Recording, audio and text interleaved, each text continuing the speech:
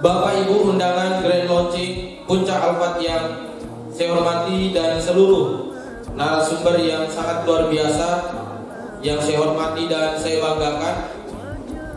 Alhamdulillah, hari ini senang sekali rasanya saya Muhammad Sabran bisa membersamai Bapak Ibu sekalian di acara Grand Launching Properti Syariah Puncak Alphard Ahad 27 Juni 2021. Oleh karena itu, karena sudah siap, marilah kita bersama-sama membuka acara ini dengan membaca basmalah. Bismillahirrahmanirrahim. Ya Jamalu, oh ya Jamalu, ya Jamalu, oh ya Jamalu ya.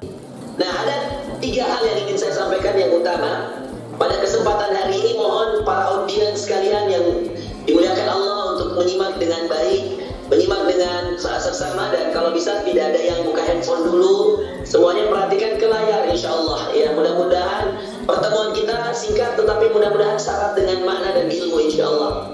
Baik teman-teman yang dimuliakan Allah Azza wa Jalla, hal pertama dalam kehidupan manusia itu selalu berkaitan dengan tanggung jawab. Hal pertama itu. Makanya Allah Subhanahu wa taala mengatakan, ayahsabul insanu an yutraka suda. Apakah manusia mengira mereka akan dibiarkan hidup tanpa dimintai pertanggungjawaban? Dibiarkan begitu saja? Tidak bisa. Kemudian Allah Subhanahu wa taala mengatakan dalam surah, di dalam Al-Qur'an, di dalam surah Al-Maryam, kata Allah, wa kulluhum ati yaumal qiyamati farda. Setiap mereka, setiap manusia akan mendatangi Allah dengan sendiri-sendiri mempertanggungjawabkan amalannya. Dalam ayat yang lain Al-Zalzalah, Allah berfirman, "Faman ya'mal mithqala dzarratin khairan yarah, wa man ya'mal mithqala dzarratin syarran yarah." Siapa yang melakukan sebesar biji zarrah satu kebaikan, maka baginya kebaikan yang sama. Dan siapa mengerjakan sebesar biji zarrah keburukan, maka baginya juga keburukan yang sama. Maka teman-teman yang dimuliakan Allah Azza wa Jalla, hidup ini tentang tanggung jawab. Dan tanggung jawab terbesar seorang manusia adalah keluarganya. Para teman-temanku yang dimuliakan Allah, Bapak dan Ibu sekalian, tanggung jawab terbesar kita setelah diri kita adalah keluarga kita. Makanya Rasulullah SAW mengatakan, khairukum li ahli. Sebaik-baik kalian adalah yang paling baik kepada keluarganya. Nah, saudara sekalian, tanggung jawab kepada keluarga banyak jenisnya, banyak macamnya. Dan di antara tanggung jawab kita adalah nafkah kita yang kita berikan kepada mereka secara lahir maupun batin. Dan subhanallah, di antara nafkah itu yang terbaik juga yang harus kita pertanggungjawabkan di hadapan Allah adalah bagaimana memberikan kepada mereka lingkungan. Saya tidak bilang rumah ya teman-teman, saya bilang lingkungan yang nyaman. Dan lingkungan yang nyaman itu harus 2, sumbernya jelas. Sumber yang saya maksud sumber jelas ini dalam artian adalah ketika sumbernya jelas itu dia diambil dari cara yang halal. Lalu yang kemudian yang kedua, alokasinya jelas. Jadi kita cari pekerjaan kita apa, sumber kita sudah jelas atau belum. Uang kita yang kita berikan kepada anak kita, istri kita, baik berupa makanan, baik berupa minuman, lalu kemudian berupa tempat tinggal, kendaraan, apakah semuanya sudah halal? Kalaulah semuanya sudah halal, maka di sana kita menemukan bahwa sumbernya jelas. Masuk pada yang kedua, pengalokasiannya harus jelas. Pengalokasian itu dalam artian seperti ini. Kita membeli uang yang kita cari ini halal. Tapi kalau kita mencari tempat yang haram contoh, dibeli dengan cara riba. 1, ini haram. Karena Anda membeli sesuatu dengan cara atau dengan kategori yang Allah tidak ridhai. Yang kedua, saudara sekalian yang dimuliakan Allah, ketika kemudian Anda membeli tempat yang dimana tempat itu ada dosa dan maksiat. Misal kita membeli tempat yang lingkungannya di situ ada diskotiknya, ada tempat-tempat narkobanya, naudzubillah min dzalik ya. Itu pengalokasian yang kedua itu naudzubillah. Maka sumber tanggung jawab pertama kita diri kita dan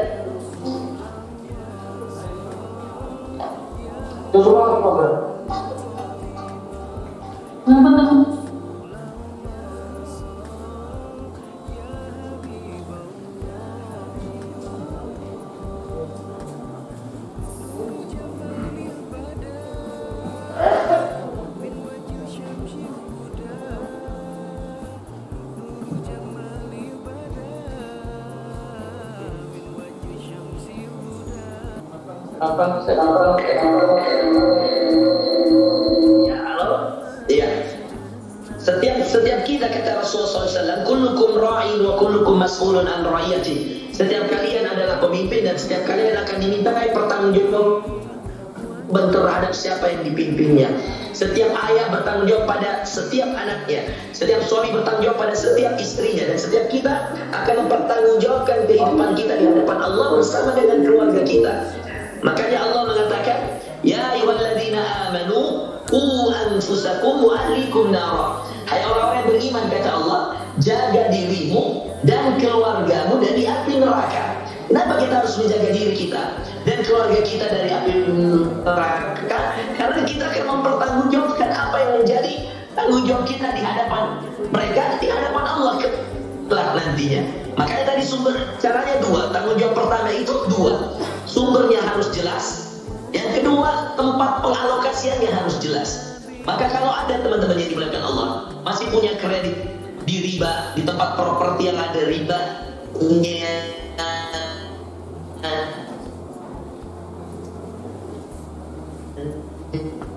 di tempat mobil kendaraan lambat, daripada Allah, kenapa? Sebagaimana jamaah-jamaah saya yang lain yang kemudian akhirnya di ujung menyesal. Bayangkan harga rumah 800 juta, setelah 10 tahun terbayar 3 miliar, dan ternyata itu baru bunganya, belum pokoknya. Itu ada salah satu orang jamaah saya di Bukit Baruga yang seperti itu keadaannya. Nauzubillah min dzalik. Anda bisa bayangkan betapa kejamnya riba itu. Makanya Allah mengatakan, wa harrama riba, ahallallahu al-bai'a wa harrama riba. Jadi tentang tanggung jawab, teman-teman sekalian. Yang kedua, yang menjadi hal penting juga dalam kehidupan manusia, selain tentang tanggung jawab, hal kedua yang menjadi prioritas utama adalah tentang lingkungan. Apakah Anda mengira kebaikan kita, amal soleh kita? Apakah Anda mengira bahwa diri kita, hidup kita hanya berkaitan dengan kekuatan iman kita? Tidak bisa, teman-teman. Rasulullah SAW mengatakan dalam hadis Bukhari, dengarkan baik-baik saudaraku yang dimuliakan Allah.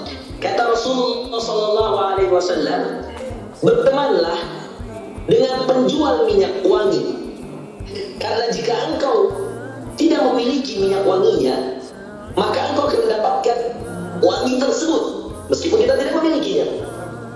Yang kedua, Rasulullah melanjutkan dalam hadis Bukhari, kata Rasulullah SAW, dan janganlah berteman dengan pemahat besi, karena jika engkau kemudian tidak mampu untuk menghindarkan dirimu dari pahatan besinya, maka engkau akan seminimal-minimalnya engkau akan terkena dengan percikan apinya.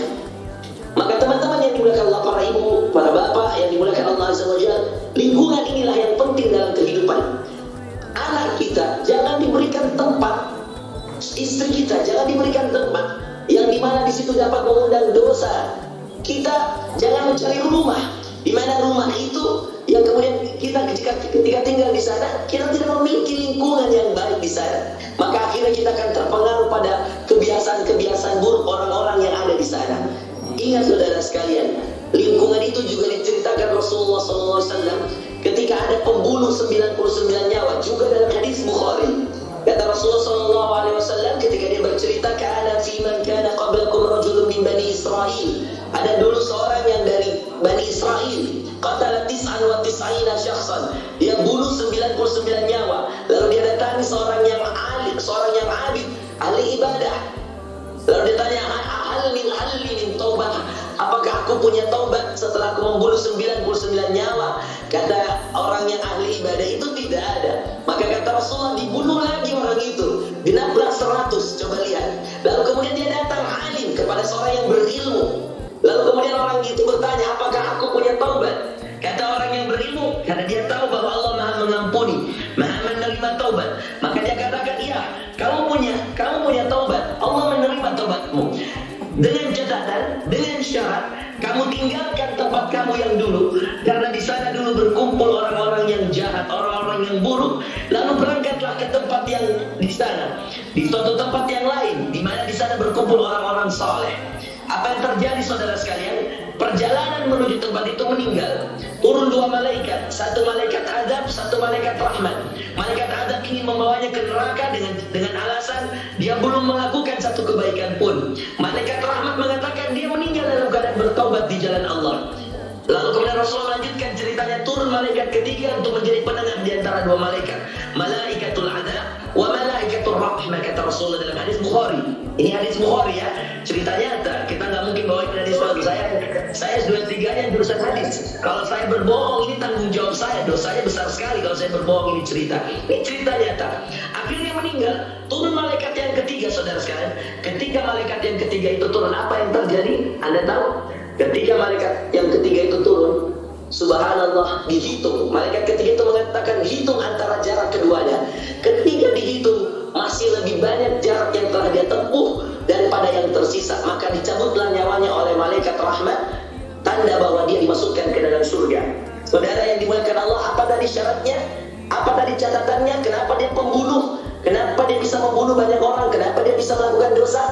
Sederhana. Kata orang berilmu tadi, cerita dari Rasulullah SAW. Karena di tempat dia, di lingkungan dia tinggal, banyak orang-orang yang rajin berbuat dosa. Maka Rasulullah mencarikan solusinya, pindahlah ke tempat yang lain, di mana di sana banyak orang-orang soleh. Saya tahu Bapak dan Ibu sekalian sudah punya rumah, sudah punya lingkungan. Alangkah indahnya kalau Bapak dan Ibu sekalian, kita kemungkinan ya bisa untuk menjadi orang yang membuat lingkungan baru. Mungkin ada yang masih merasa tidak nyaman di lingkungannya dan seterusnya, atau mungkin bisa berinvestasi di puncak Alfat untuk liburan keluarga, ketika kemudian capek dalam bekerja dan seterusnya, mengambil kafling di sana. Itu juga salah satu bagian daripada mencari lingkungan. Yang terakhir, teman-teman yang dimuliakan Allah, para bapak dan ibu sekalian saya hormati, tentang tanggung jawab. Manusia tidak akan lepas tentang lingkungannya. Jadi sangat berpengaruh lingkungannya. Kalau Anda banyak berteman dengan para ustadz, para kiai, para orang-orang yang berilmu, maka Anda akan berpengaruh. Kalau Anda banyak berteman dengan orang yang rajin berbuat dosa, maksiat, maka pasti Anda akan terpengaruh juga. Jadi bukan hanya tentang keimanan kita, tetapi yang paling penting juga tentang lingkungan kita. Yang terakhir, saudara sekalian, manusia setelah dia tidak mampu lepas dari yang namanya tanggung jawab, manusia tidak akan mampu lepas dari yang namanya lingkungan. Ingat yang terakhir, manusia tidak akan mampu lepas dari yang namanya ujian-ujian. Setiap manusia pasti mendapatkan ujiannya. Wala nabluwannakum syai'in minal khawfi wal ju' wa naqsin minal amwali wal anfusi was samarat wa basyiris sabirin. Kami pasti menguji kalian dengan sedikit kelaparan, ya. Kemudian kekurangan harta, naqsin minal amwal wal anfus, kekurangan jiwa, ada yang meninggal, ada yang sakit. Wasamarat, kekurangan makanan, iya, ada ketakutan, ada kelaparan dan seterusnya. Ini bagian daripada ujian. Saudara, kita tidak akan pernah lepas dari yang namanya ujian. Saudara, tidak akan pernah lepas dari yang namanya tanggung jawab, tidak akan pernah lepas dari namanya lingkungan, dan tidak akan pernah lepas dari namanya ujian. Saya tahu COVID-19 seperti ini, ya, kita semua diuji oleh Allah Azza wa Jalla, ya. Tetapi subhanallah, di tengah ujian itu selalu ada jalan Allah. Selalu ada hikmah dari Allah, ya. Mudah-mudahan setiap yang hadir pada kesempatan hari ini, mudah-mudahan setiap yang hadir pada acara ini di puncak Alfat ini mendapatkan kemudahan dari Allah setelah melewati ujian-ujiannya. Saya selalu yakin, teman-teman, kalau Anda masih menggunakan riba karena Anda mengatakan, Ustaz, belum ada pekerjaan baru, Ustaz, saya mau bayar ribanya dari mana, Ustaz? Kalau ada yang mengatakan, Ustaz, ini di tengah COVID, Ustaz nyuruh kita tinggalin riba di tengah COVID, dan kita tahu Ustaz ini nyari pekerjaan di tengah COVID susah, Ustaz. Saya tahu, teman-teman. Iya, saya tidak memaksa, tetapi saya selalu berpegang dengan kata Rasulullah. Kata Rasulullah SAW, "Man taraka syai'an lillah 'awadahu Allahu khairun min."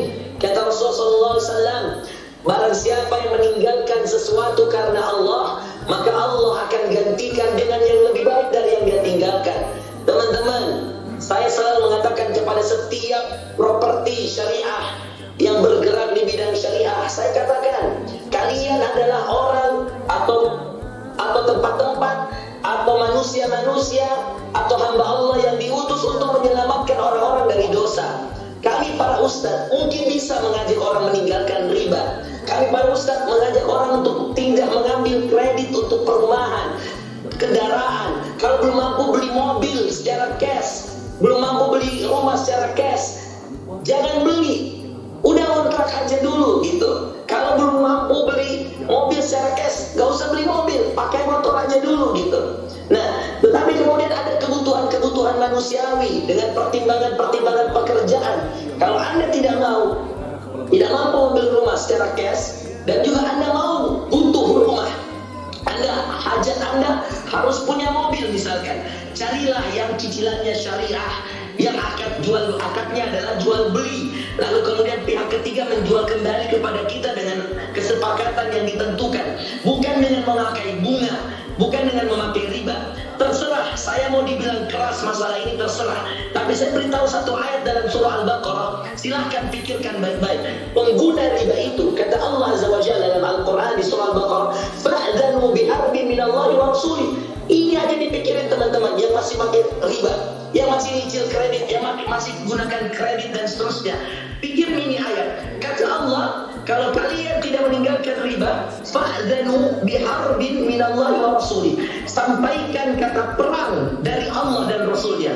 Saya ulangi, sampaikan kata perang. Anda diajak perang sama Allah. Mau nggak perang sama Allah sendiri, Tuhan kita sendiri? Mau nggak perang sama Rasul kita? Siapa yang menolong kita kalau kita diajak perang sama mereka? Ayo teman-teman, pakai hati kita. Mudah-mudahan kesempatan kita hari ini berkumpul membuat kita terbuka wacana kita, pemikiran kita bahwa ngeri membahas tentang dosa riba itu sendiri.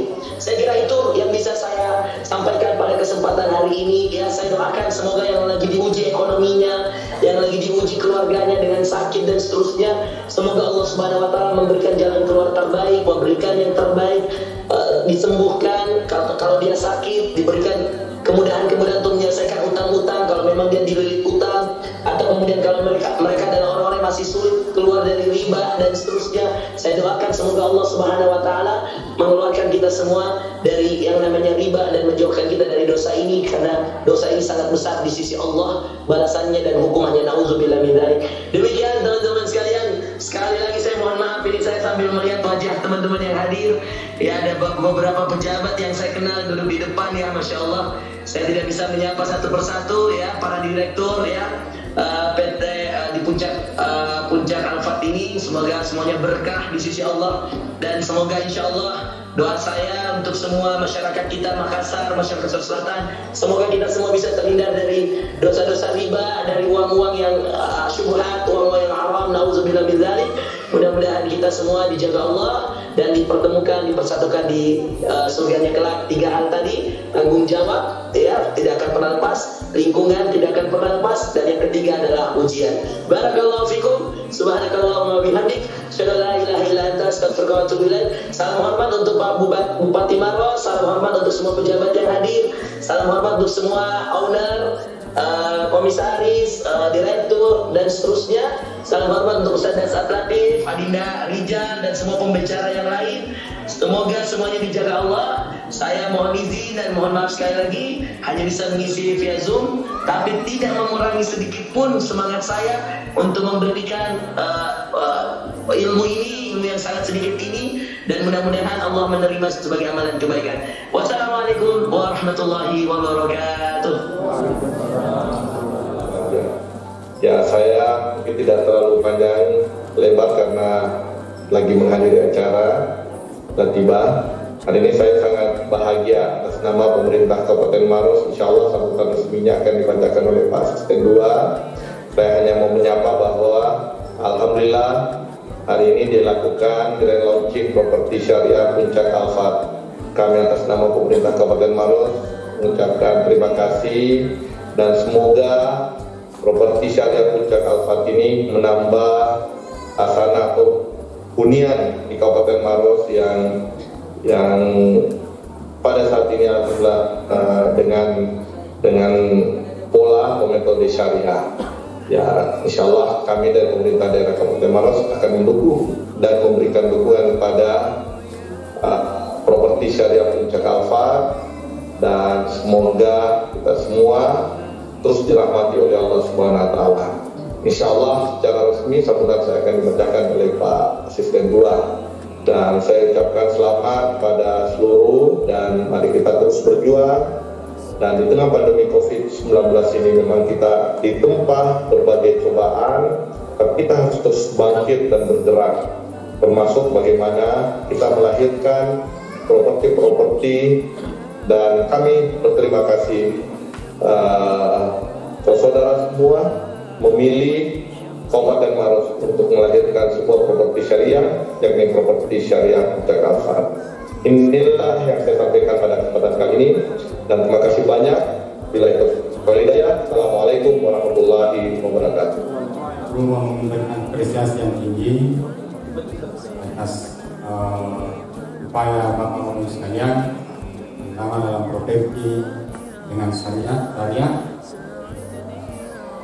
Ini memang bukan untuk dunia saja, tapi yang karena kau sepas tadi bahwa ini dunia dan akhirat.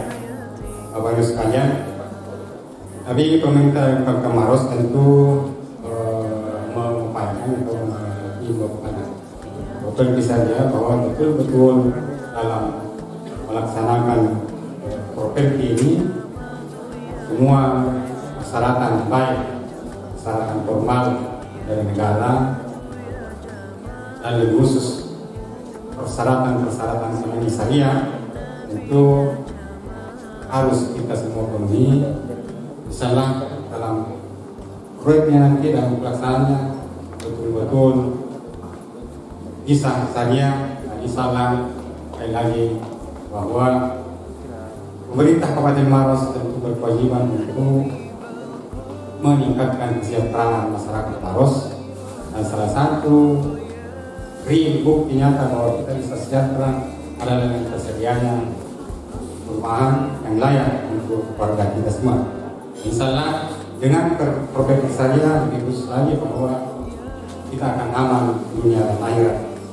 Sekali lagi, pemerintah yang Kabupaten Maros ucapkan selamat dan apresiasi yang tinggi atas grand launching properti syariah Puncak Al-Fat di Kabupaten Maros. Tidak demikian beberapa hal yang kami sampaikan melanjutkan dari Pak Bupati Sulaiman tadi. Terima kasih atas segala perhatiannya. Billahi taufiq wal hidayah. Assalamualaikum warahmatullahi wabarakatuh. Salah satu proyek yang konsepnya kami terinspirasi yaitu Cincaliga Dribble yang telah berhasil duluan sekitar 2 tahun launching yang lalu. Kami juga sudah survei ke sana, karena alhamdulillah misalnya ramai, vilanya juga ramai, food courtnya ramai, pengunjungnya ramai. Di sanalah kami terinspirasi untuk membuka di Kabupaten Maros ini. Jadi kami punya hitung-hitungan yang sangat detail. Kami punya contoh, kami belajar sama senior-senior kami yang sudah duluan membuka proyek wisata religi seperti ini. Proyek ini kami garap dengan profesional, dengan menggandeng konsultan arsitek yang sudah terkenal di Makassar, yaitu Pak Kebo Desain, yang ownernya Pak Anto. Salah satu desain beliau yaitu Denpasar Hotel Villa Puncak Maros yang milik mantan gubernur RSDADI Beach Club, kawasan CPI, Pelabuhan, Sport Center, Center Point Indonesia di Losari, dan masih banyak lainnya. Artinya beliau sudah profesional dan sudah banyak pengalaman. Mimpi besar kami akan membangun peradaban Islam, mengedukasi ke anak cucu kita agar mengetahui ini loh pahlawan Islam, superhero Islam. Jadi jangan cuma tahu superhero fiksi seperti Spiderman atau Superman. Sebagai contoh, sekarang anak-anak kita mungkin cuma sedikit yang mengetahui siapa penakluk Konstantinopel. Pasti sedikit yang mengetahui dikisahkan seorang Sultan Al-Fatih, penakluk Konstantinopel, dikenal sebagai pemimpin yang cakap, mempunyai kepakaran bidang militer yang kuat, ilmu pengetahuan matematika, menguasai 6 bahasa di umur 21 tahun. Dia dikenal sebagai pahlawan Turki maupun dunia Islam secara luas. Di umur 23 tahun telah menjadi pemimpin perang dan mengalahkan Konstantinopel, penaklukan. Diceritakan penaklukannya yaitu strateginya, salah satunya menyeberangkan kapalnya 70 kapal, bukan melewati laut tapi melewati gunung hanya dalam 1 malam, Masya Allah, strategi yang sangat di luar nalar. Anak cucu kita harus tahu kisah seperti ini agar bisa jadi inspirasi ke depannya. Maka dari itu kawasan ini akan berisi edukasi sejarah-sejarah Islam, perpustakaan. Jadi anak-anak cucu kita bisa tahu lengkap dengan sejarah singkat, buku-buku, dan animasi dan gambarnya. Insya Allah kami akan mewujudkan semua ini atas bantuan Bapak Ibu mensupport kami. Mungkin cukup sekian Bapak Ibu sekalian. Saatnya kita berdiri di negeri sendiri menjadi bagian dari bangkitnya ekonomi Islam, bangkitnya kejayaan Islam, bangkitnya para pemenang. Puncak Al-Fat langkah para pemenang. Terima kasih. Barakallahu fikum. Wassalamualaikum warahmatullahi wabarakatuh. Alhamdulillah, ada beberapa pesan saja yang saya ingin sampaikan. Ke depannya visi kami tentunya mengembangkan properti syariah, tentunya di seluruh lapisan ekonomi masyarakat, dan juga adanya selalu inovasi-inovasi yang akan kita terapkan pada produk-produk kami ke depannya. Insya Allah, semoga apa yang akan menjadi visi misi kita tentunya di mana kita sebagai umat muslim terikat dengan hukum-hukum syarat, dan tentunya juga dalam fikih muamalah, dalam transaksi kita, dalam ekonomi kita sudah ada juga aturan-aturan yang telah ditetapkan oleh agama kita, agar rambu-rambu yang sudah ditetapkan bisa kita jalankan sesuai dengan agama kita.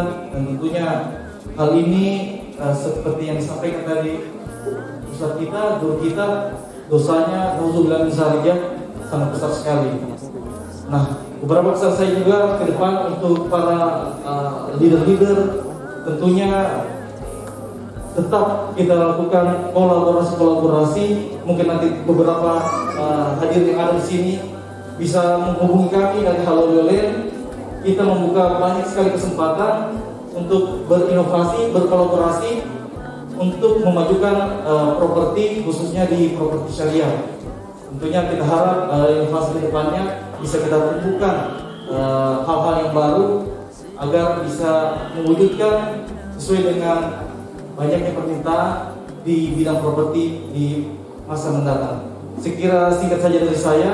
Syukur jazakumullah khairan. Mudah-mudahan Bapak dan Ibu semuanya bisa memilih blok-bloknya yang akan ditampilkan nanti sesuai dengan harapan kita semua. Sekian dari saya.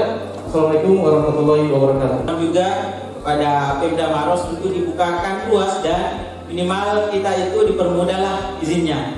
Dan kami di Properti Syariah ada Pak Ketua DPS kami, Pak Rahmat Rizal, itu bagaimana supaya kita bisa mensinergikan bahwa kita bisa berdaya di negeri sendiri, utamanya di Sulawesi Selatan dan terkhusus di Kabupaten Maros. Alhamdulillah ke depan lagi kita akan membuka beberapa proyek di Kabupaten Maros, Pak.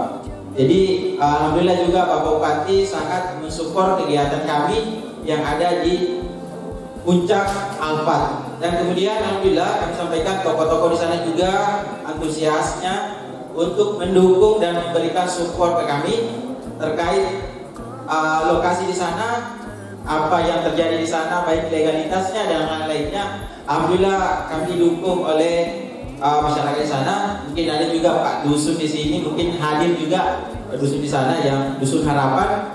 Kami juga sudah kemarin Pak ke Pak Desa dan tokoh di sana ada Pak Ansar. Beliau di sana yang pertama tinggal di Desa Benteng Gajah. Dan alhamdulillah di sana juga ada kemarin sempat menyampaikan ke kami bahwa di sana itu ada lapangan tembak. Itu kita sudah sampaikan juga kepada tokoh dan Pemda bahwa itu sifatnya hanya sementara dan sudah pernah dilakukan komunikasi untuk tidak di situ.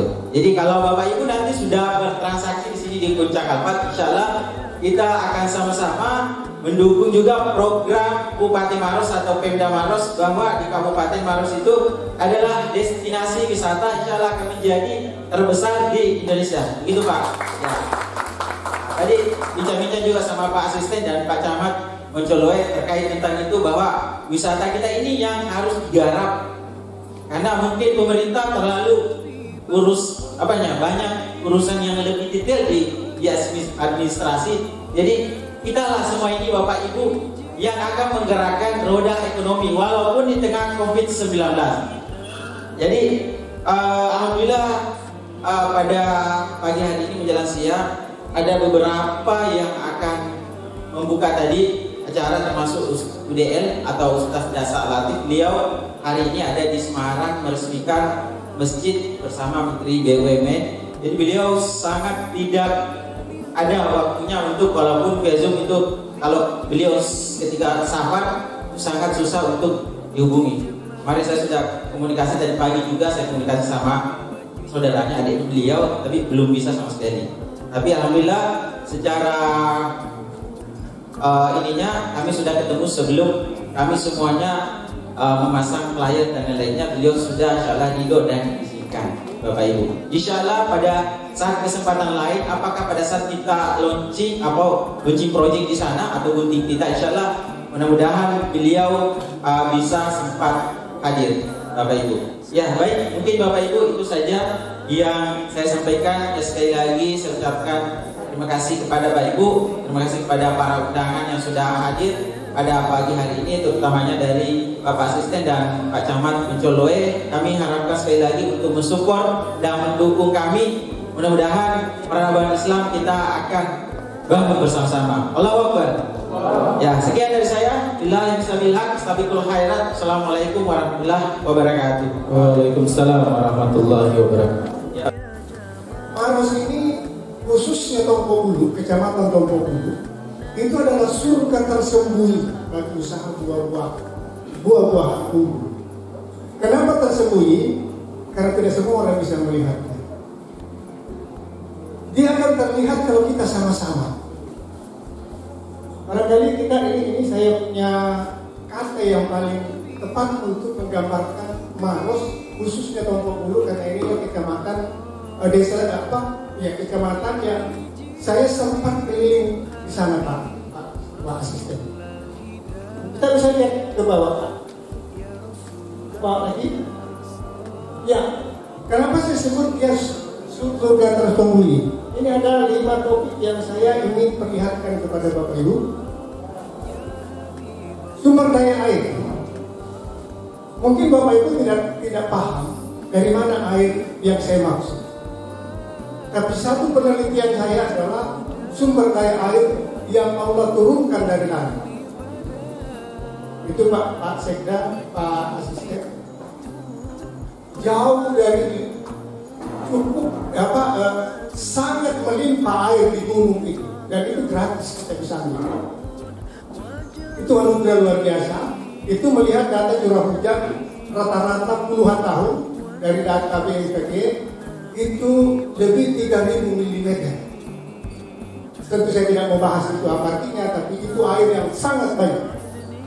Kalau kita mau hitung air dalam setahun di setiap hektar di situ Pak Asisten, itu kalau kita menyebut 3.000 mm itu sama dengan 30.000 kubik 1 hektar. Itu data. Tapi kenapa kering tanaman di sini? Ya itulah yang saya mau ceritakan lebih jauh. Kemudian kontur lahan Pak.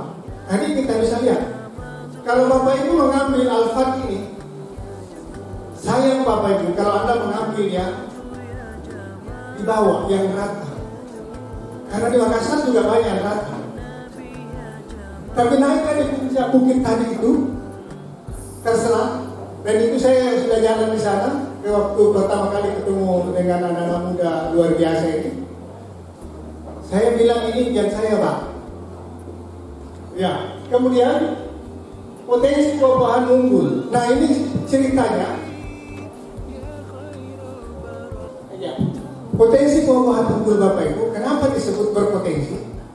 Karena buah itu unggul kalau air cukup dan ada panas yang cukup. Kalau kita lihat data, panasnya di sana itu sekitar 6 sampai 8 bulan. Itu kalau tanaman bisa kita budidaya dengan baik di situ, maka kualitas rasa dan segalanya itu akan sulit ditandingi oleh buah-buah yang dari subtropis, dari Jawa. Karena Jawa pendek musim kemaraunya.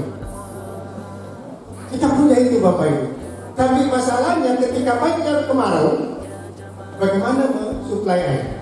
Itu pertanyaan. Kemudian sistem budidaya, Bapak Ibu, sistem budidaya, insya Allah saya sudah 6 bulan terakhir ini belajar tentang budidaya hidroponik, budidaya kabulan pot, dan budidaya di kebun. Dan yang paling mudah adalah budidaya di kebun. Yang paling sulit adalah budidaya di pot. Nah, saya ingin cerita sedikit Bapak Ibu, kenapa saya mau ketemu 2 minggu lalu Pak ya di gunung sana, di tempat beliau. Karena begitu saya diberitahu bahwa ini adalah syar'i, maka saya langsung oke. Apapun kalau syar'i kita support. Nah, alhamdulillah ketemu dan beliau memang luar biasa, semangat Alfat saya kira ya. Saya melihat beberapa tanaman yang sangat potensial di sana kalau kita bisa suplai air dengan baik. Mungkin Bapak Ibu sudah tidak asing lagi dengan lengkeng. Ada namanya lengkeng New Crystal. Itu kalau satu tangkainya itu kalau benar budidayanya di Jawa, kebetulan saya ada jaringan di sana. Itu 3-5 kilo Pak. Itu luar biasa. Kemudian sudah diperlihatkan kemudian model pemasaran usaha. Usaha yang ada di Tompok Bulu harus goa ini Pak. Hanya perlu 1 jam tiba di Supermall Makassar. Sangat murah biayanya untuk tiba di Makassar. Pasar di Makassar menganggap pasar 2. Nggak usah khawatir. Nah, ini sumber daya air. Ada air hujan, ada mata air, ada sungai. Dan Bapak Ibu, sungai ini insya Allah kalau cuma buah di bukit Bertenggaga itu jauh lebih banyak dari yang kita butuhkan. Tapi saya akan bahas lebih khusus tentang air hujan ini. Kenapa air hujan ini gratis Bapak Ibu? Kita mau letakkan di mana dia bisa. Nah ini kita bikin kolam penampungan atau tampung. Nah ada yang biasa sekedar nampung air. Kalau Bapak Ibu takut kekurangan air 6 bulan, tampung saja air di sana. Dari atap rumahnya nanti. Kalau Bapak ambil rumah, tampung berapa kubik Bapak Ibu mau, nanti saya hitungkan. Itu untuk tanaman di sekitarnya. Tapi kalau ini mudah-mudahan nanti kita bisa ketemu konsepnya. Embung-embung wisata. Kenapa? Saya sudah 3 tahun dan ini juga salah satu yang menginspirasi saya meneliti daerah Tompok Bulu. Karena wisata itu salah satu objeknya adalah sunset, sunrise. Apa itu matahari terbit, matahari terbenam dan matahari terbit. Kalau Bapak naik di pundaknya itu Pak, maka Makassar itu dilihat bagian matahari itu bisa dilihat tenggelam. Dan saya memang tertarik dengan tempat Bapak, cuma tertarik aja karena bukan pengusaha. Kalau kita lihat terbit, maka itu luar biasa keindahan dari situ. Saya memperlihatkan beberapa yang berbasis wisata. Ini Bapak Ibu di Langeran, ini Gunung Kidul, sudah mendengar Pak? Ini Pak dibangun tahun ini durian di bawah ini. Sebenarnya ada, nanti bisa di copy aja, dibagi saja Bapak Ibu nanti lihat ini salah satu. Gunung Kidul siapa yang tidak tahu? Tapi hari ini Gunung Kidul menjadi hutan belantara. Telah ditemukannya embung-embung atas ini. Gunung Kidul hanya kurang lebih curah hujannya 2.000 lebih. Di Makassar, Sulawesi, Maros itu 3.000 lebih. Bahkan pernah menembus 4.000 mm. Tahun lalu kayaknya tembus sampai banjir. Nah, Ini ada dari sisi yang berbeda ini dilihat dari atas lengkap dan dari bawah sini ini malam hari. Ini Gunung Kidul semua ini Pak.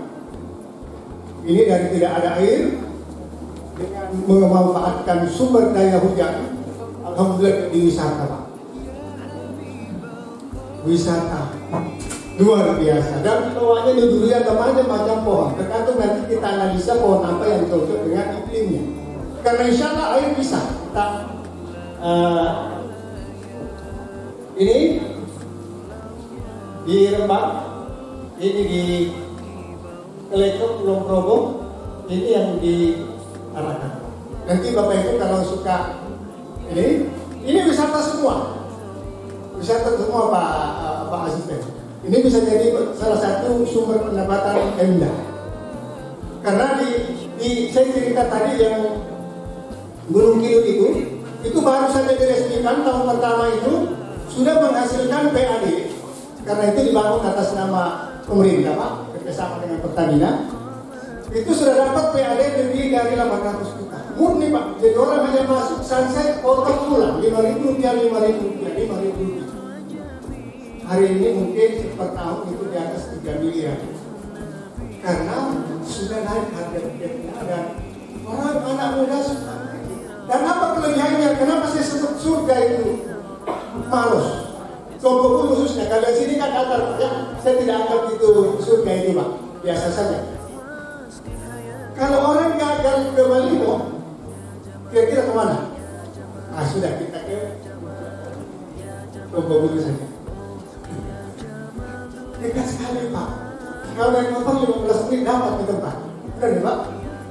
Kalau naik mobil karena BTP macet ya 30 sampai 40 menit lah. Nah, itu kira-kira yang menarik dari sisi manajemen air di puncak yang punya view yang bagus. Nah, Bapak Ibu, ini desain yang saya salah satu timnya ini di Maros. Ini sumbernya DED, sumber daya kawasan hortikultura yang digagas oleh Dinas Pertanian Tanaman Pangan tahun 2018. Saya salah satu timnya. Dan ini gambar detailnya Pak. Ini sebenarnya direncanakan tahun 2019. Tapi karena di pending 2011 kita kena COVID, akhirnya tidak dapat. Ini pakai lengkap kan. Ini tidak ada yang pakai beton. Semua pakai geomembran dan teknologi bagaimana supaya tidak merusak lingkungan. Ini kapasitasnya 13. Ini kita hitung ini bisa menghidupi 6.000 kalau hanya hujan Pak. Sumbernya 6.000 tanaman sekelas durian lengkeng tadi di masa tenggang waktu panas. Ingat, kalau ada air di waktu panas cukup, nutrisi cukup, maka buah Bapak itu pasti paling enak, tidak terserang hama. Kalaupun ada hama terkendali. Tapi kalau musim hujan baru berbuah, insya Allah rasanya tidak begitu manis dan banyak darat buah. Itulah masalahnya kita sekarang di sana. Karena kita hanya mau berbudidaya di musim hujan. Atau buah kita masa berbuah di musim hujan. Padahal harusnya tidak berbuah di musim seperti itu. Nah, dan puncak-puncak seperti ini banyak. Siapa tahu nanti Alfat mau jalan-jalan dulu di sana, nanti saya bisa jadi tour guide-nya. Ya, baik. Potensi yang ada sekarang jambu biji. Kenapa saya menyebut jambu biji Pak? Mungkin Bapak Ibu jambu biji kok kita tiap hari sini. Ini jambu biji kala apel. Namanya jambu biji kristal. Jeruk, apel, lengkeng. Yang saya sebut 3 pertama ini berbuah sepanjang tahun. Kemudian lengkeng ini yang berbuah ada waktunya. Saya tawari beliau yang berbuah sepanjang tahun, Pak, karena namanya juga wisata kan, masa cuma lihat pohon. Ya tetap ada yang lain, tapi harus ada yang berbuah sepanjang masa dengan perlakuan dan lain-lain. Kebetulan saya ada teman yang distributor dari Jawa bibit-bibit unggul, dan Bapak Ibu bisa berkomunikasi dengan beliau. Ini Bapak Ibu, ini yang sudah ada di Makassar, ini saya budidaya, makanya saya tawar. Karena ini baru 3 bulan Bapak Ibu, ini buahnya seperti ini. Kalau Bapak lihat ini yang di internet, ini yang buah di tempat saya. 3 bulan Pak. Kita sudah bisa menikmati buahnya. Itu cepat sekali. Nah, saya tidak usah sebutkan yang lain karena waktu. Ini jeruk, ini juga berbuah sepanjang tahun dengan air yang cukup. Nah, ini yang sudah ada di tempat saya di Makassar, ini berbuah. Jadi saya tawari karena sudah berbuah di tempat saya. Nah, ini sistem budidayanya tanaman buah dalam pot boleh, kebun produktif. Nah, ini saya pernah diskusikan. Alangkah bagusnya kalau Bapak itu ada rumahnya di sana yang untuk istirahat, melihat pemandangan, ada kebun ini Pak, kebun produktifnya. Jadi Bapak datang sana bukan hanya datang bermalam, tapi datang sana. Mudah-mudahan Alfat ini membuatkan satu sistem irigasi sehingga tidak perlu pusing dengan teknologinya. Saya siap di belakangnya Alfat untuk ini. Kami sebagai Ketua Prodi Sistem Informasi, kami punya mahasiswa-mahasiswa itu banyak yang berminat ke sistem IoT, penyiraman berbasis Android, bahkan bisa berbasis sensor. Jadi ketika panas terlalu tinggi, maka otomatis dia menyiram ke tanaman sesuai dengan tanaman yang ditanam. Itu adalah kajian-kajian dari mahasiswa Sistem Informasi hari ini. Nah, model pemasaran usaha kita bisa wisata buah. Jadi Bapak Ibu, karena di Jawa ini yang namanya unggul, tidak pernah bisa masuk supermarket. Karena orang sudah mulai mau berwisata sambil belanja. Nah, insya Allah banyak sekali jenis buah-buahan yang saya sudah coba di sana bersama teman-teman. Itu sangat potensial ketika air bisa kita kelola dengan baik. Dan kita utamakan air hujan. Kalau air lain cukup Pak. Ada penelitian saya.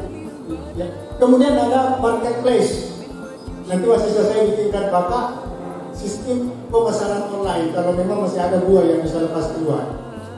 Kemudian ada mandiri. Yang mandiri itu alhamdulillah tim saya itu sudah ditawari Pak untuk menjadi supplier buah jambu biji kristal itu. Kalau Bapak Ibu jalan-jalan di Makassar ini mungkin ada 10 gerobak itu khusus untuk itu, dan mereka mau dengan kita karena kalau ditangkap dari awal Pak modalnya 35.000 1 kilo. 1 kilo itu bisa 2 biji Pak. Dia berbiji kristal mahal. Nah, kemudian yang lain, saya kira ini yang saya ingin share kepada kita semua, bahwa Bapak Ibu tidak usah khawatir dengan kemiringannya, karena kemiringannya itu yang membuat dia surga. Dan ambil saja di tempat yang lebih tinggi, karena di situ Bapak bisa melihat indahnya malam di sana dan angin alam yang begitu sejuk. Tidak perlu membuang waktu 3 jam untuk tiba di lokasi. Kalau Bapak Ibu berangkat sudah makan malam, insya Allah tidak ada masih di TTP, 15 menit tiba di situ. Luar biasa. Itulah kenapa saya sebut surga tersembunyi Bapak Ibu. Saya kira ini yang saya bisa sampaikan. Terima kasih atas perhatiannya semua. Insya Allah Unhas dengan Sains Teknoparknya akan berkolaborasi dengan kita, dan saya ajak bekerja sama dengan Sains Teknopark Universitas Andalas. Kebetulan saya masuk dalam divisi teknologi, pengembangan teknologi, inovasi untuk kerjasama. Mudah-mudahan mewakili pemerintah Maros, Pak, saya bisa berikan kajiannya Pak. Ya demi saya setuju dengan tadi. Jangan sampai kita cuma punya 3% negeri ini Bapak. Tapi percaya, kalau ini anak muda bergerak, kita semua bergerak, itu tidak akan terjadi. Yang kita ribut urusi yang bukan urusan kita, mari kita urus serius apa yang memang kelebihan kita. Saya kira terima kasih. Mohon maaf lebih dan kurangnya, mohon maaf. Assalamualaikum warahmatullahi wabarakatuh. Waalaikumsalam. Properti syariah tanpa riba, tanpa bunga, tanpa denda, tanpa penalti, tanpa sita, tanpa becekin, pokoknya 7 T, 7 tanpa. Nah, Bapak Ibu sekalian, mengapa kita memilih properti syariah? Mungkin tadi sudah dikupas oleh beberapa ustaz sebelum saya. Jadi pada intinya kita ingin punya aset, kita ingin punya properti, punya lahan, punya kafling, punya rumah, punya villa, yang semuanya itu dari proses yang syar'i. Mengapa? Karena apalah gunanya semua harta itu kalau diperoleh dari jalan yang tidak sesuai syariah. Sementara sebanyak apapun aset kita, sebanyak apapun kekayaan kita, pada akhirnya kita akan meninggalkan mereka semua atau mereka yang meninggalkan. Dan pada akhirnya kita pasti akan kembali ke satu lahan yang luasnya 2 kali 1 meter alias kubur atau ya alam barzakh. Kemudian pada akhirnya kita juga hanya akan kembali membawa 3 lembar kain kafan saja. Karena itulah harus kita pastikan semua harta kita itu kita miliki, kita dapatkan dari jalan yang syar'i, bukan dari jalan yang riba. Bapak Ibu rahmatullah, properti selama ini yang kita lihat di luar sana, entah itu rumah ataupun kafil ataupun ruko yang lewat perbankan, KPR dan seterusnya, itu adalah praktek jual beli yang di dalamnya sangat banyak akad-akad batil di dalamnya. Setidaknya ada 3 bahkan sampai 5 akad yang batil. Pertama, Bapak Ibu rahmatullah, kalau kita beli properti konvensional, entah itu kafling, rumah dan seterusnya, itu lewat perbankan, semua bank, ini undang-undang perbankan mengatakan, semua bank itu tidak ada yang menjual barang. Karena memang bank itu adalah lembaga non-real, bukan lembaga real. Maka fakta yang terjadi sebenarnya, kalau ada user, ada seorang yang membeli rumah lewat KPR atau membeli kafling lewat KPR dan sebagainya, ruko dan seterusnya, maka sebenarnya mereka itu tidak sedang membeli barang atau tidak sedang membeli rumah kepada bank, tapi yang terjadi adalah sedang mengutang uang sama bank. Nah, sedang mengutang uang sama bank untuk membeli properti. Sementara di dalam akad utang piutang itu tidak boleh ada tambahan atas pokok.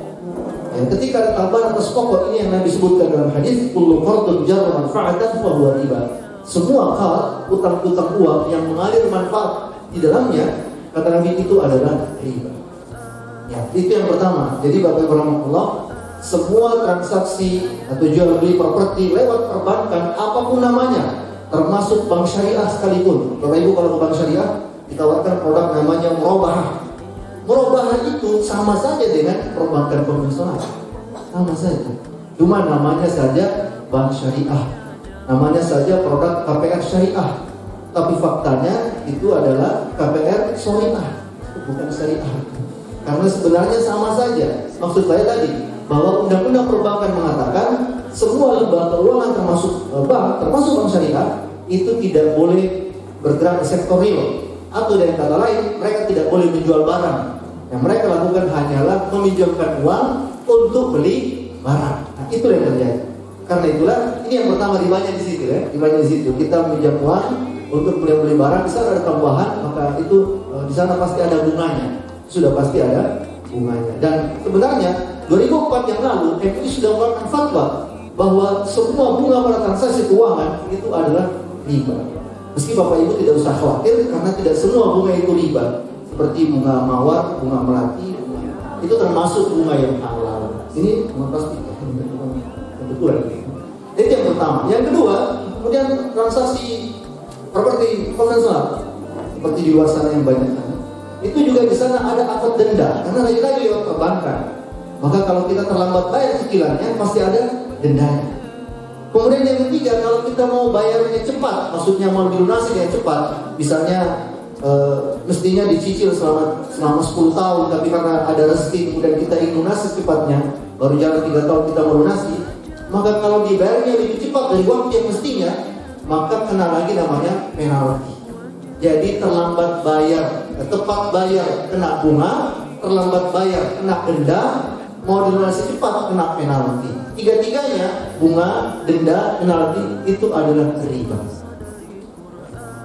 Nah, Rasulullah SAW menyebutkan dalam berbagai hadis yang sahih, mengatakan dirhamu riba ya'tu rajul wa huwa ya'lam. Jadi seorang yang makan riba, 1 dirham riba yang dimakan oleh seseorang dan dia tahu, kata Nabi SAW, itu asyaddu, itu dosanya lebih keras daripada syirkatun wassalafuna zaniyah, daripada berzina sebanyak 36 kali.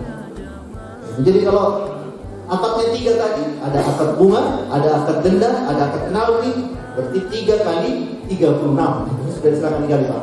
Hitung berapa jumlahnya. Jadi 36 kali berzina. Kemudian dalam hadis yang lain dikatakan riba itu kata Nabi SAW, salatu wa sab'una babun. Itu memiliki 73 pintu. Aisaha mithlu ar-rajul aituhu ummu. Dan dosa riba yang paling ringan itu seperti seorang yang dizinai ibu kandungnya sendiri. Nah, kalau di Quran dikatakan satu-satunya dosa yang diperangi oleh Allah SWT itu adalah dosa riba. Ya ayyuhalladzina amanu taqullaha wa dharu ma baqiya min riba in kuntum mu'minin. Fa lam taf'alu fa'dharu biharbin minallahi wa rasulih. Hai orang-orang mukmin, bertakwalah kepada Allah dan tinggalkanlah sisa riba yang belum kalian pungut. Ya. Jikalau kalian tidak mengerjakan hal itu, kata Allah, maka ketahuilah kalian sedang mengizinkan perang dengan Allah dan Rasulnya. Jadi satu-satunya dosa yang Allah mengumumkan perang atas pelakunya itu adalah dosa riba. Dan mesti Bapak Ibu pahami bahwa yang terlibat dalam dosa riba dan yang disebut melakukan praktek riba itu bukan cuma bank atau lembaga keuangan, tapi juga para nasabah ataupun user, pembeli. Karena itu menyebutkan sebagaimana Muslim dan riwayat Muslim dikatakan oleh Jabir, la'ana Rasulullah SAW aklu riba ila huwa katibahu wa syahidan wa qala hum sawa'un. Nabi melaknat 5 orang dalam perkara riba. 1 yang memakan riba, pihak bank. Yang kedua yang memberi riba, pihak nasabah. Yang ketiga yang mencatatnya, karyawannya. Kemudian yang keempat dan yang kelima 2 saksi di antara mereka. Wa qala hum sawa'un. Kata Nabi, mereka semua itu sama saja, sama-sama terlibat dosa riba. Ini bagaimana Ustaz? Saya sudah terlanjur punya utang di bank, saya sudah terlanjur punya utang properti di tempat lain sebelum datang sini. Ya, solusinya adalah taubat nasuha. Imam Sufyan Ats-Tsauri mengatakan, engkau punya 70 dosa kepada Allah, engkau taubat kepadanya dengan taubat nasuha, Allah ampuni dosamu. Tapi engkau punya dosa 1 saja kepada sesamamu, kepada sama manusia, ya, Allah tidak mengampuni dosamu hingga engkau mengembalikan hak orang itu, lalu engkau minta maaf kepadanya, berbuat baik kepadanya hingga orang itu maafkan kesalahanmu. Maka bila nanti dosanya itu pihak developer sama perbankan dengan user atau nasabah. Kalau nasabah dosanya kepada Allah karena dia tidak merampas harta orang lain. Justru dia yang jadi korban riba kan, yang dia bayar bunganya. Tapi dosanya perbankan dan developer, dia yang makan riba. Ya gitu. Wabil khusus mungkin wabil khusus perbankannya, dia yang makan riba. Nah, itu artinya apa? Dia merampas orang lain. Nah, itu tidak akan diampuni oleh Allah dosanya.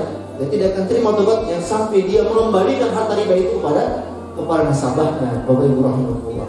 Nah, jadi lantas bagaimana? Ya kalau sudah terlanjur kita di luar sana mungkin terlibat properti yang tidak syariat, properti yang konvensional, yang riba dan seterusnya, maka sudah saatnya kita berhenti, sudah saatnya kita taubat nasuha, ya segera lunasi utang-utangnya di perbankan, segera lunasi utang-utangnya di KPR yang konvensional, ya kemudian ya minta kepada Allah SWT, banyak berdoa kepada Allah, apalagi di bulan haram Zulkaidah, tak lagi masuk Zulhijjah. Di bulan Zulhijjah ada hari yang terbaik, yaitu 9 Zulhijjah. Kata Nabi, khairu yaum Arafah. Sebaik-baik hari adalah hari Arafah, tanggal 9 Zulhijjah. Di hari itu banyak kita berdoa kepada Allah, semoga Allah mudahkan dan bisa punya rezeki untuk segera melunasi utang-utangnya yang riba tadi.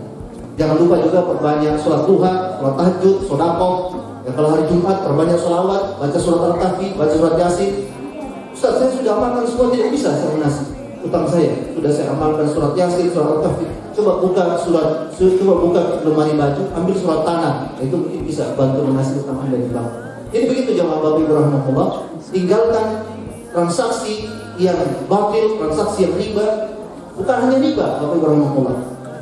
Properti konvensional juga di sana ada transaksi yang batil, itu namanya 2 akad dalam satu transaksi.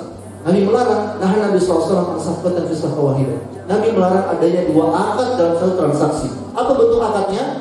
Bentuk akadnya adalah 1 jual beli properti, yang kedua sewa punya properti. Karena ada kesepakatan bahwa kalau Anda tidak bisa melunasi cicilan Anda, maka barang itu disita dan kemudian uang pembayaran Anda itu hangus. Itu artinya uang pembayaran seorang user tadinya diniatkan sebagai pembeli lahan, pembeli rumah, pembeli properti, itu berubah menjadi uang sewa saja, uang kontrak saja. Jadi Anda tidak pernah sedang beli rumah, tapi Anda sedang kontrak rumah. Itu artinya bercampur 2 akad di sana, bercampur 2 transaksi. Pertama transaksi jual beli, dan yang kedua transaksi sewa menyewa.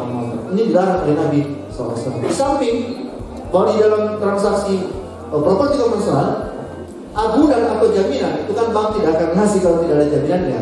Agunannya atau jaminannya itu juga sewaktu-waktu bisa dijual oleh pihak perbankan.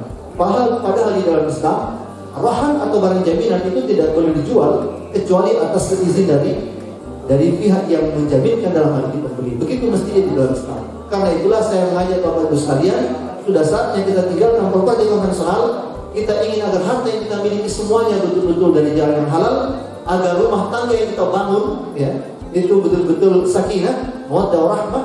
Banyak di luar sana kita lihat ada orang kaya, ya kita lihat hidupnya, rumahnya mewah segala macam, tapi kenapa sepertinya dia cemburu melihat tukang becak yang tidur di atas becaknya tanpa masalah sama sekali, karena mungkin tukang becak itu dia tidak punya hutang, sementara dia naik mobilnya masih hutang, ya, rumah mewah juga masih hutang, punya ruko, punya villa, semuanya masih hutang. Jadi begitu ketemu temannya heran terkait-kait, hebat kali kamu ya, punya rumah, punya villa, punya ruko, mobil mewah, semuanya. Kata dia semuanya masih hutang. Istri kamu, istri saya saja yang lunas. Waktu ijab kabul tunai karena Allah, istrinya saja yang tunai, selebihnya masih kredit. Naudzubillah min dzalik. Kita tidak mau seperti itu. Kita ingin menjadi seperti sahabat Abdurrahman bin Auf. Abdurrahman bin Auf itu adalah sahabat Nabi yang kaya raya. Bahkan dia memberi utang kepada hampir seluruh penduduk Madinah, dan semuanya dianggap lunas oleh Kita tidak mau punya utang yang ribawi. Kita ingin semua transaksi kita syar'i. Seandainya pun kita jual beli kredit, maka jual beli kreditnya pun syar'i sesuai dengan syariat, sehingga insyaallah harta kita barokah dan kita bisa mendapatkan keberkahan hidup dan kehidupan yang rumah tangga yang sakinah mawaddah warahmah, dan yang paling penting keridhaan Allah Subhanahu wa taala, agar di hari kiamat nanti kita tidak menyesal atas perbuatan kita dunia akibat dunia yang menipu kita. Demikian dari saya, subhanallahi wa bihamdihi, asyhadu an la ilaha illa anta wa astaghfiruka wa atubu ilaik wa a'udzu minkum. Assalamu alaikum warahmatullahi wabarakatuh.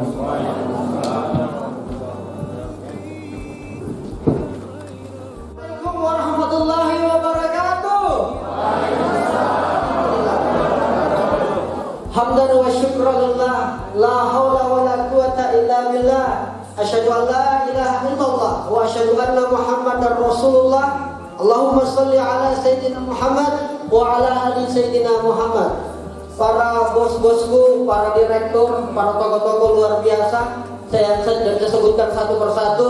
Kita berikan aplaus dulu buat kita semua yang telah hadir di Grand Launching Puncak Alfa, langkah para pemenang. Baik Bapak Ibu sekalian, senang sekali saya Rijal Jamal bisa membersamai, bisa hadir di tengah-tengah kita.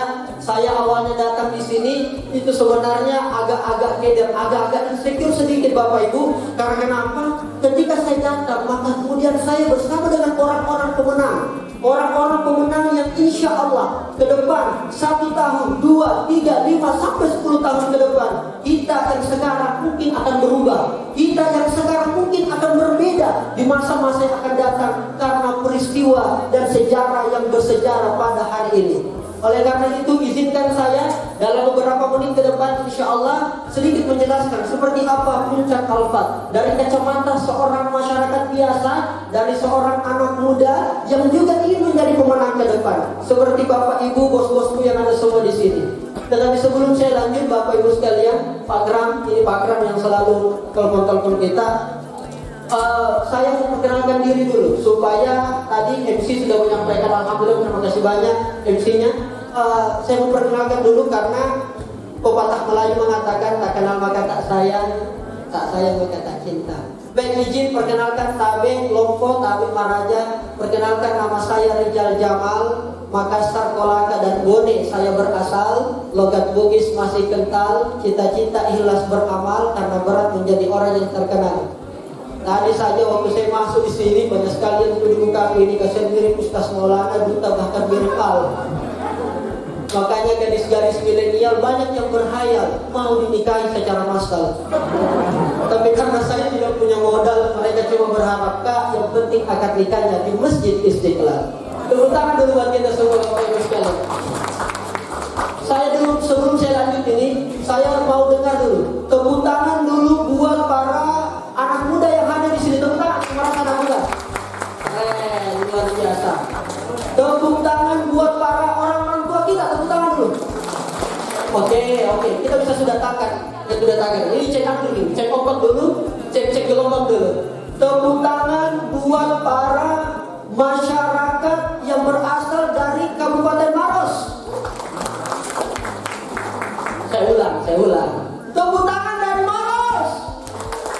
Oke, yang dari Makassar, tepuk tangan.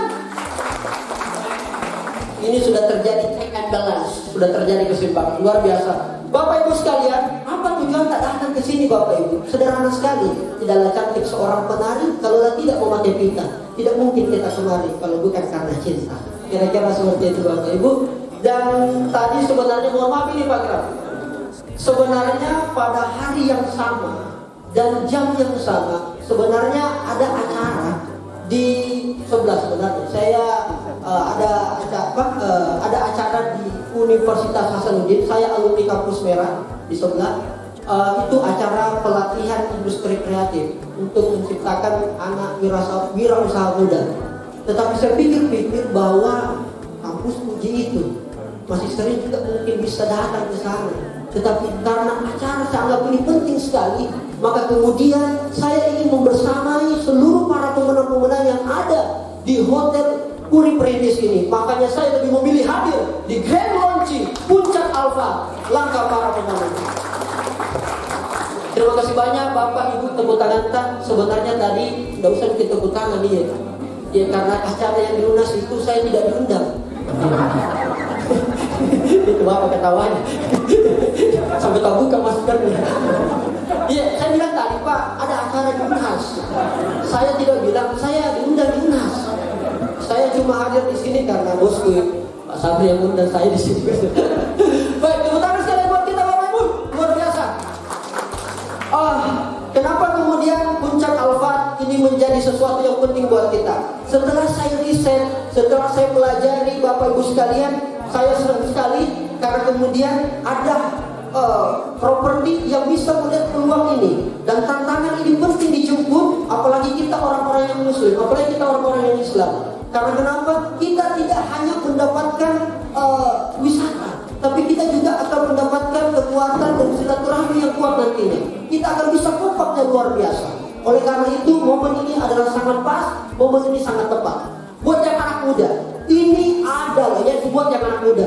Buat yang anak-anak muda, karena biasa itu anak muda masih berpikir untuk sudah masih panjang waktu, masih proses menuju kesuksesan. Ya lupa berinvestasi. Itu tantangannya biasa anak-anak muda. Makanya mulai sekarang sudah mulai berpikir ke sana. Buat yang anak-anak muda, ini adalah langkah besar menuju kemenangan investasi dan kemandirian ekonomi. Karena kenapa? Besok itu masa depannya kita, masa depannya daerah, masa depannya agamanya kita ada di tangan anak-anak muda. Buat kemudian para orang tua saya, guru-guru saya, mentor-mentor saya, ini adalah langkah penting untuk kemudian jaminan hari tua kita. Kita tidak mau ketika kita mendapati hari tua kita dan semuanya anak-anak kita terbengkalai, keluarga-keluarga kita tidak mendapatkan kepastian. Makanya ini adalah langkah penting jaminan hari tua kita.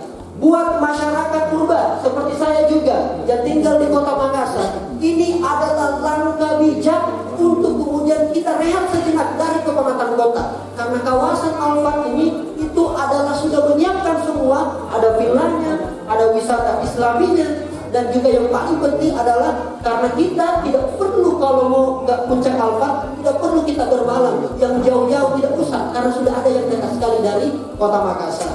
Buat masyarakat Maros, buat masyarakat setempat, buat masyarakat lokal, ini adalah langkah pasti untuk kemudian bisa membuka peluang-peluang potensi lokal daerah kita sehingga ekonomi bergerak. Kalau ekonomi sudah bergerak, segala apapun yang kita ingin capai insya Allah dapat terwujud. Oleh karena itu, maka Puncak Alfa adalah langkah pasti untuk menjadi seorang pemenang. Oleh karena izinkan saya menjelaskan beberapa tampilan di layar. Boleh ditampilkan Kak?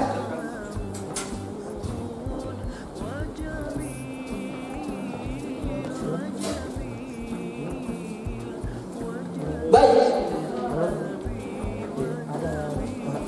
Sekali lagi Bapak Ibu sekalian, kehadiran kita di sini tentu sudah menjadi takdir Allah Subhanahu Wa Taala, sudah menjadi qadarullah. Sehingga alhamdulillah insya Allah saya melihat rata-rata senyuman-senyuman walaupun saya masih ditutupi masker, tapi saya melihat kebanggaan dan optimisme dari Bapak Ibu semua sangat-sangat luar biasa, sangat memiliki antusiasme karena sekali lagi hidup bukan hanya untuk hari ini, hidup adalah untuk langkah-langkah ke depan, dan tidak ada yang ingin melangkah kalau tidak ada jaminan kemenangan. Dan insya Allah puncak Arafat sudah menjamin itu, dan kita akan bersama-sama insya Allah, dan kita akan sama-sama juga menikmati wisata-wisata Islami yang ada di puncak Arafat. Baik saudara, baik.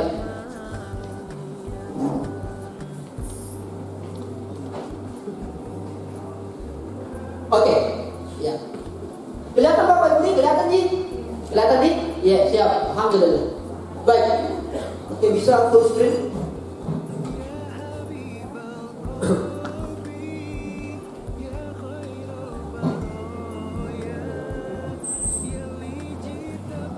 Oke. Yes, oke.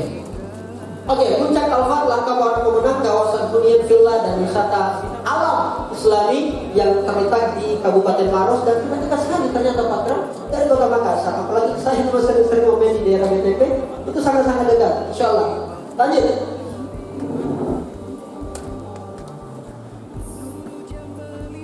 Yang paling penting ketika kita kemudian ingin berinvestasi, membeli rumah, tanah kapling, villa, apapun itu, yang paling penting kita lihat adalah siapa propertinya, siapa penyelenggaranya, siapa di belakangnya. Karena itu adalah jaminan kemudian untuk kita mendapatkan kepastian. Jangan sampai nasusahi dikit. Kita ini mau pilih tanah kapling, mau pilih villa, mau kemudian tenang, nyaman. Dan insya Allah, alhamdulillah ini adalah persembahan terbaik dari Al-Fat Syariah Indonesia, yang saya kira proyek-proyeknya sangat luar biasa, memiliki kreasi dan inovasi yang sangat luar biasa, dan yang paling penting pemberdayaan ekonomi masyarakat ke depan. Lanjut. Nah, inilah kira-kira gambarannya tampak depan dari puncak Arafat, Bapak Ibu sekalian. Anggap saja kira-kira inilah mobil yang terparkir ini, Bapak Ibu, ini mobil tak ini kira-kira. Ya, saya di samping kiri kanan sana kira-kira.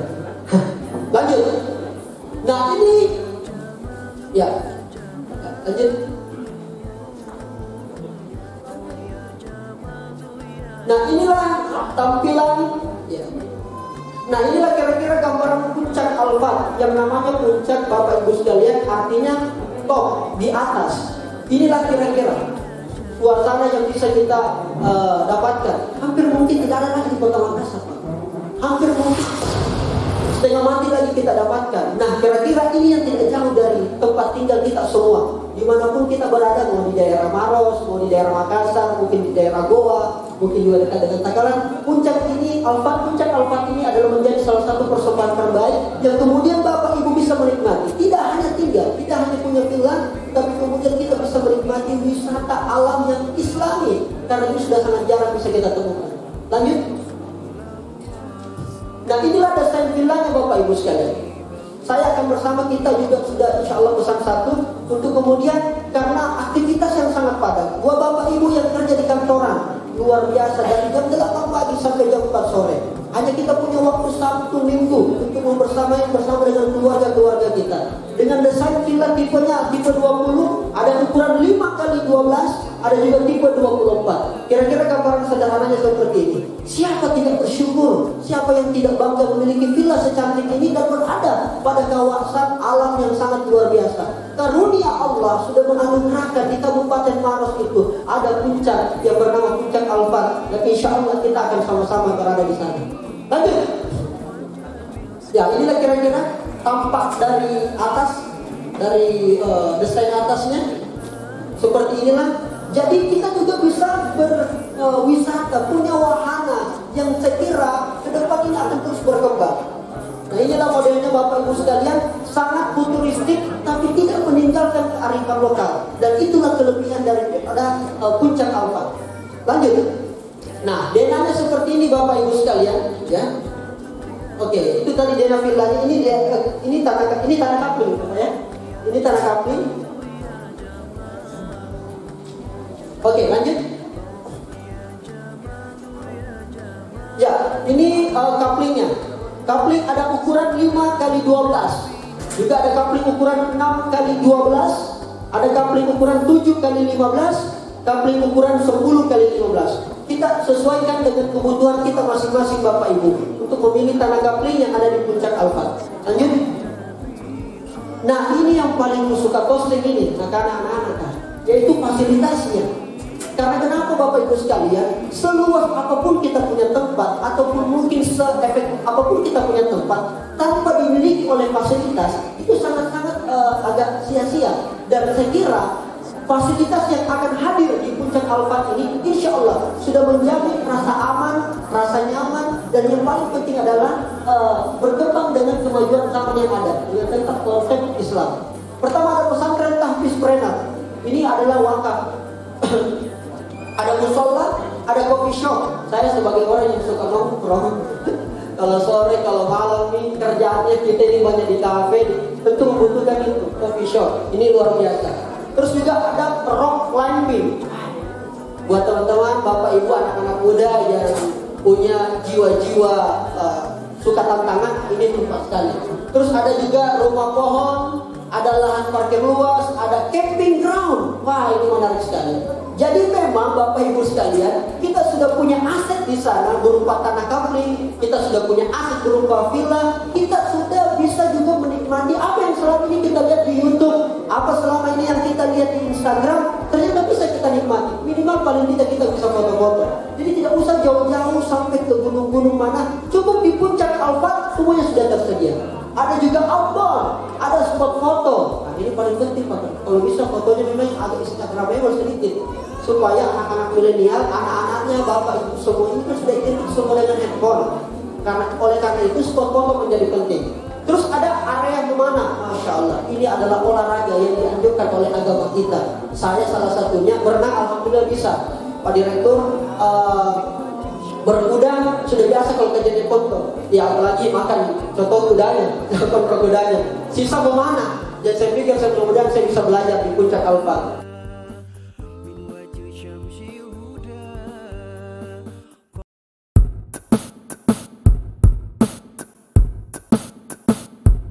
قمر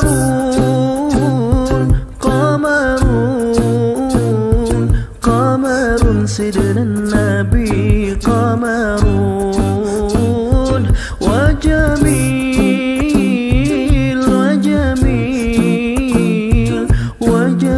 سيدنا النبي وجميل رحمن يا رحمن ساعدني يا رحمن اصرف صدري قرآن املأ قلبي قرآن واسقي حياتي قرآن يا جمال يا جمال يا جمال يا